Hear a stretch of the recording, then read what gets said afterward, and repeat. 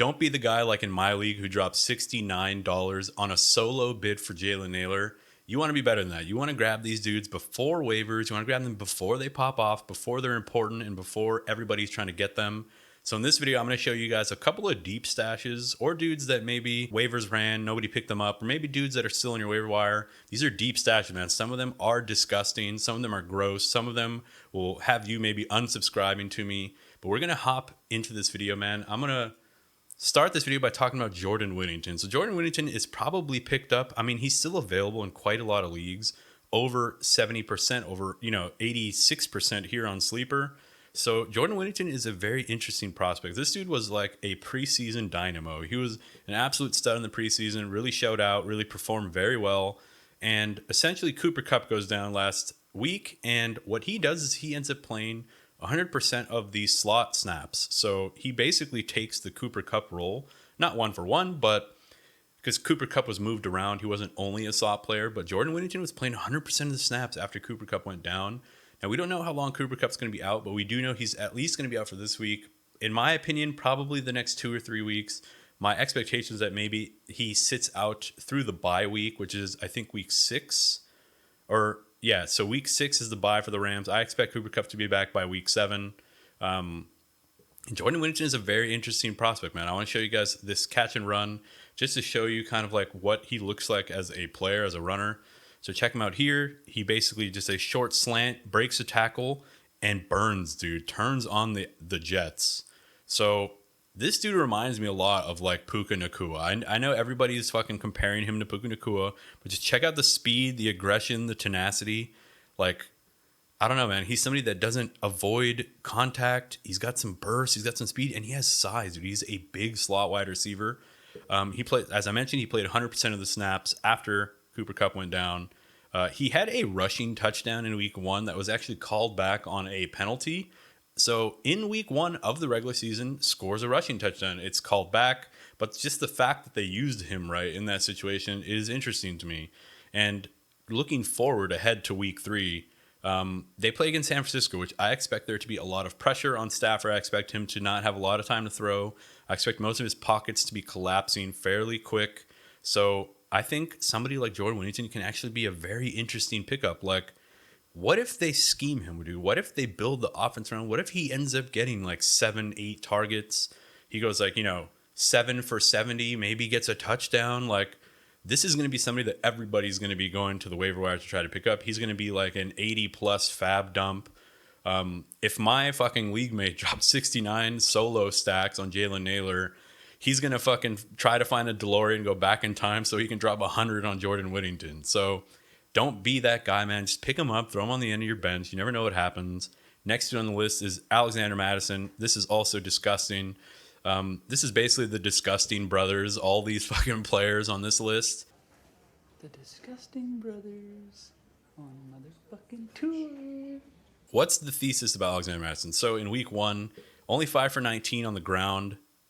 I mean, Alexander Mattison was never really a great pure runner, but gets 6 targets, 4 receptions, 43, and a touchdown in week 1. In week 2, he basically says, hey, did you guys think I was shit at running the ball as a pure rusher? Let me show you how shit I can really be. And he goes 4 attempts for 1 yard. At one point, I think I have a graphic here. Check this shit out, dude. 3 carries for -2 yards and a touchdown. Did he fucking moonwalk in the end zone? Like, I don't know. It doesn't make sense to me.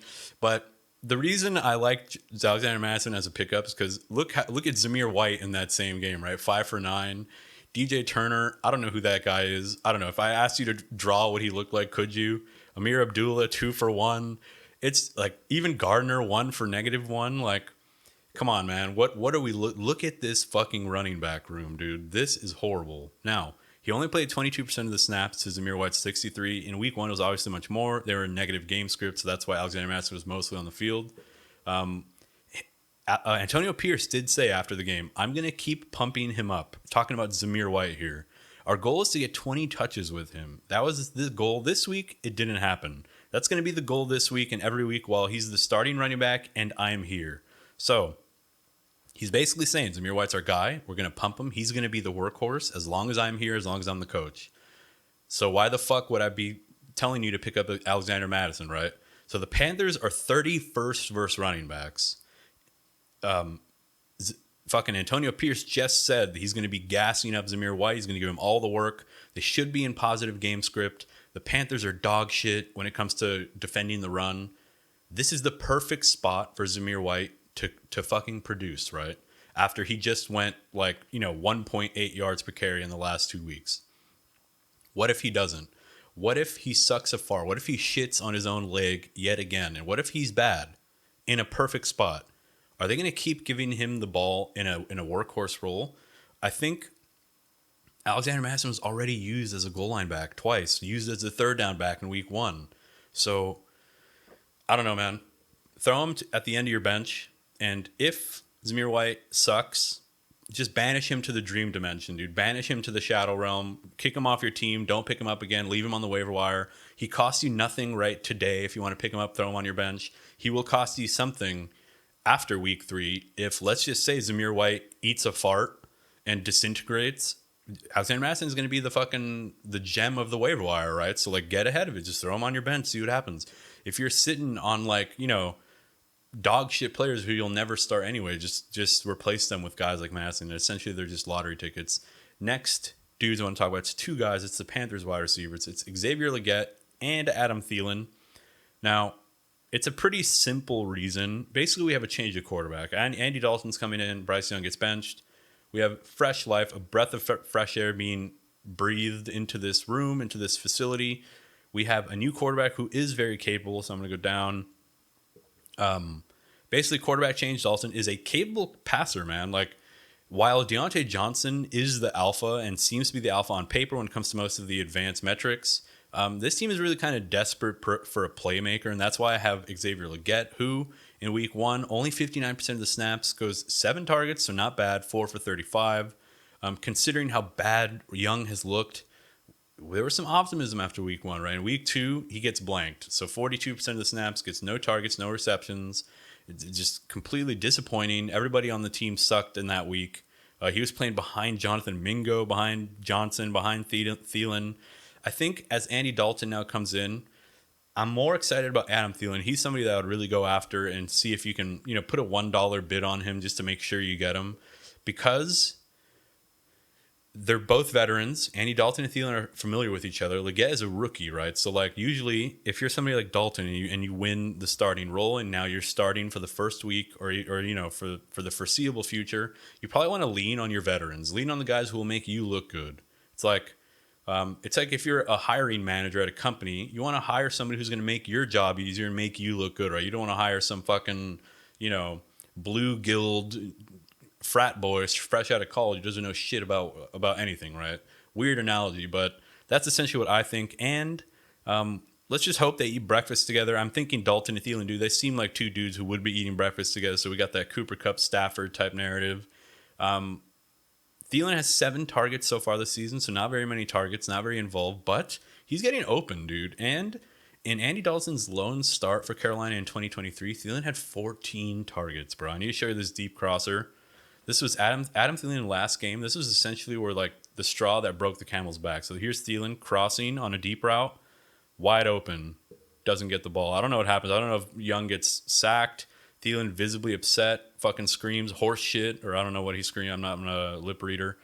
Just boom, burns his man. The safeties and cornerbacks not even following Thielen because they know Bryce Young is just dog water. So he's still getting open. He's still running intermediate routes, which you like to see. So that's why I like Thielen, and I think I like Xavier Legette for the same reason. He's just he's a dynamic, young, very athletic player. He doesn't chart well on any types of advanced metrics, unfortunately. He's kind of has bust written all over him. But if they're going to use him in any type of deep route, deep threat type role, I think he could pop up for a couple big games. And if you already have him on your team when he does pop up, you might be able to sell him and be like, yo, dude, Andy Dalton's in town, a very capable quarterback who can throw over 300 yards in a game. Xavier Legette, young, exciting rookie, right? I think they call him Big Country or something. I don't know. They're both very interesting pickups for me. I know Panthers players, it sounds disgusting why you would want anyone from the Panthers. But I don't know. You can do worse than these 2 guys. Just throw them on the end of your bench, just like the rest. Next guy, and this guy was on my list last week, and you might be wondering why is he on your list? He was just dog shit. Luke McCaffrey, man. So Luke McCaffrey, spelled his name wrong. We're doing it live. In week 1, decent involvement, plays 61% of the snaps, 3 for 3 for only 18 yards, so not much to write home about, especially considering the fact that Jaden Daniels and the Commanders are a horizontal air raid offense. I don't know what the fuck that means, but usually you'd expect like slot receivers to be very effective in such a role. Luke McCaffrey wasn't, right? But we're expecting that he maybe assimilates more, gets embedded more into the offense, is a little bit more effective and utilized. And then week 2 comes and he's fucking nowhere to be found, dude. He is on a milk carton. It's brutal, you know. It's a brutal offense at the moment. Nobody's really doing well. Pretty much Terry McLaurin was the only one who really got any type of like volume, as well as Zach Ertz, who's like, I think he's older than my dad, but he's still fucking like breaking the ankles of defenders and still getting open. Respect to Zach Ertz. Maybe he should be on this list too. But I think these are just rookie woes, like rookie quarterback woes. I think Luke McCaffrey's dynamic. He's got some speed, runs like a 4.48. And he's like somebody that in week 1, they used him on like a fake end around where he was going to pass the ball on like some type of Philly special. So I don't know. Maybe if they use him in such a way.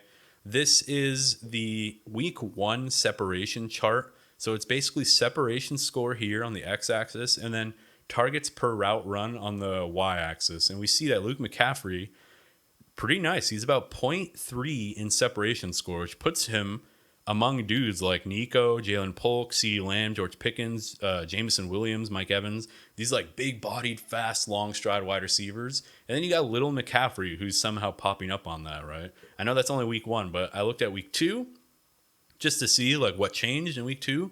And he was 4th in the NFL in separation percent. So 87.5% of the time, he was able to separate on his snaps, on his opportunities. So like, it's the makeup of a dude who could break out. I thought this was just a funny tweet. To whoever tweeted out Luke McCaffrey is the next Puka Nacua, genuinely fuck you. I dropped Jordan Mason before week 1 because of your dumbass. This dude's just yelling into the void, bro.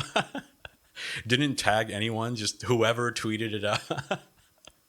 Like, this dude has no receipts, doesn't know who's the cause of his fucking depression, but I just thought that was a funny ass tweet. So next guy on the list, or sorry, just back to Luke McCaffrey. Throw him at the end of your bench, bro. I think like if you got like dudes collecting dust, like, you know, old wide receivers who you're never gonna start, who are never gonna sniff your fucking lineup, just throw a dude like Luke McCaffrey on your team just to see what happens. I mean, at the end of the day, you have Jaden McDaniels, rookie quarterback, Luke McCaffrey, draft capital rookie, like. Maybe they have some type of connection in the second half of the season, so pick him up now. Next guy is Devaughn Vele. I know it just gets more and more disgusting. I know, dude. But Devaughn Vele in week 1 goes 8 for 8 for 39. So catches all 8 of his receptions. He was injured in week 2, like messed up his ribs and couldn't play in week 2. And basically, he had a 20% first read on his first read target in week 1. I mean, he was the first read 20% of the time, which was pretty high in week 1. And he's basically this big-bodied, powerful slot receiver. Echoes of kind of Michael Thomas. Sean Payton talked about him in the offseason, how he's got sure hands. He can make catches away from his body. He can make, you know, catches in crowded routes in crowded space. He loves that in a slot receiver. Pair that with the fact that fucking Bo Nix has a throw radius of about 10 yards.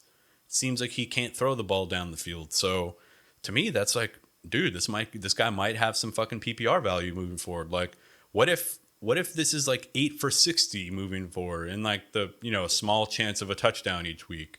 This dude's someone that could sniff your lineup as a flex play. And I think it's something that if he continues to produce and continues to prove himself, I know he's only like a 7th rounder or something, but I don't know. There's a lot of opportunity on this Denver team. There's nobody really stepping up, right? Like Cortland Sutton looks washed. Marvin Mims is essentially just running cardio routes. Like, I don't know. You can do worse.